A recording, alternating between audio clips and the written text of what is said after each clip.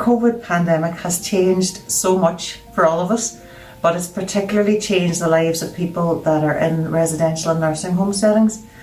And they have become, other than the staff and each other, they've become increasingly isolated from their families, their friends, and from the outside world in general.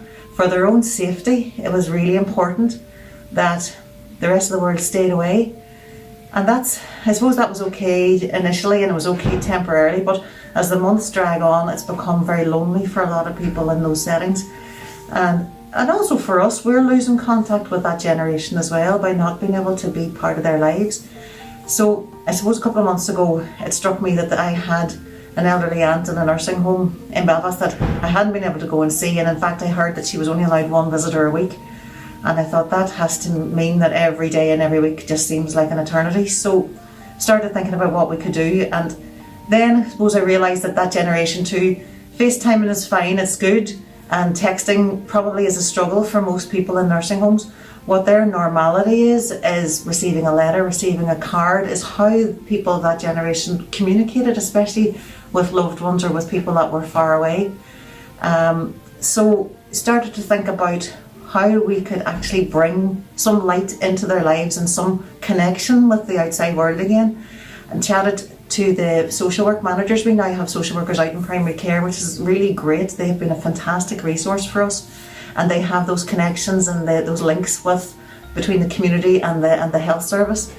And they discussed this concept amongst themselves, and they decided that the safest way, and probably one of the nicest ways of doing this, was to link primary schools with nursing homes that are close by geographically.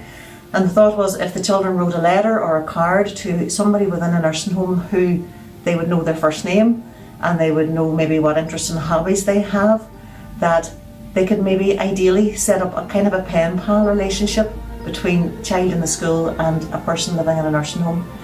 So the children were given a list of names and the interests that the people had in the nursing homes, and if there was a man in his 70s who was interested in football, then a child in the school maybe who loved football would write the letter to him. So they knew who they were writing to. They hadn't seen a photograph of them, but hopefully over time these links will actually deepen and strengthen. And in an ideal world, hopefully over the next few months, when the vaccine is rolled out, the schools will actually go and visit the people that they've been writing to. So the children in the school will get to meet the person in the nursing home that they have been corresponding with.